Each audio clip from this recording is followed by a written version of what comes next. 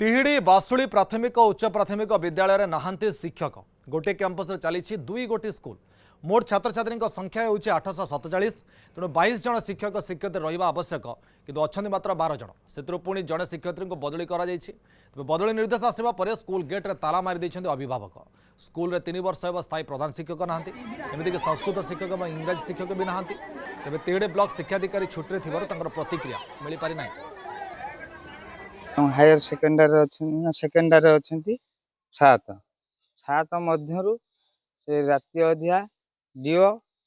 collector pressure wise क्रमे गोटे शिक्षयित्री सुजाता सामल ताको रिलीज ऑर्डर कराई क्विकली रिलीज करापाई हेडमास्टर को धमक दिया जाए 3 वर्ष पहलानी आज पर्यंत गोटे स्थायी एत बड़ स्कूल स्थायी शिक्षक टे माने स्थायी प्रधान शिक्षक ना किंतु आज जहाँ इंग्लिश टीचर आमर अच्छा आमर स्कूल कमिटी और बासुली कमिटी तत्वावधान गोटे प्राइवेट टीचर माने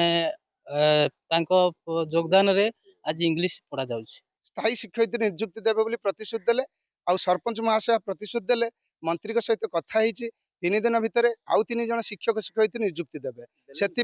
आमे टिके स्कूल गेट खोलीचु जे पिला मानको स्कूल भीतर को छाड़ीचु 3 दिन भितर जदि आमे प्रतिश्रुति पालन न हुए आगामी सप्ताह भितर कलेक्टर ऑफिस आमे